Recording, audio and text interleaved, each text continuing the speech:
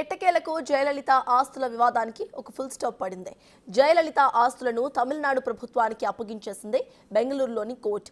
ఆదాయానికి మించిన ఆస్తుల కేసుకు సంబంధించి తమిళనాడు దివంగత సీఎం జయలలితకు చెందిన ఆస్తులు, పత్రాలను ఆ రాష్ట్ర ప్రభుత్వానికి బెంగళూరులోని కోర్టు అధికారులు అప్పగించారు.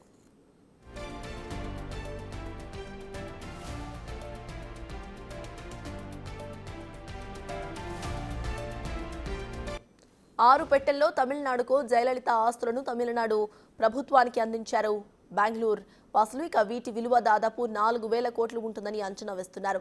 తమిళనాడుకు అప్పగించిన జయలలిత ఆస్తుల్లో మొత్తం 27 కిలోల ఆభరణాలు, 601 కిలోల వెండి, 750 జతల పాదరక్షలు, 1,672 ఎకరాల వ్యవసాయ భూముల పత్రాలతో పాటు పలు నివాసాలకు సంబంధించిన డాక్యుమెంట్స్ కూడా ఉన్నాయి.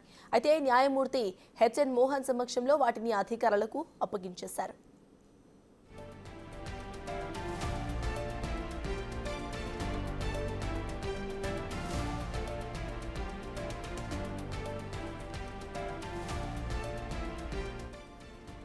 జయలలిత అక్రమార్జనకు సంబంధించిన కేసు 2004లో తమిళనాడు నుంచి కర్ణాటకకు బదిలీ అయినప్పుడు అక్కడ జప్తు చేసిన ఆస్తులు, పత్రాలను ఇక్కడికి తీసుకొచ్చి భద్రపరిచారు. జప్తు చేసుకున్న సమయంలో ఈ ఆస్తుల విలువ 913.14 కోట్లుగా అధికారులు అంచనా వేయగా అది ఇవాళ కనీసం 4,000 కోట్లుగా ఉండవచ్చని అంచనా వేస్తున్నారు.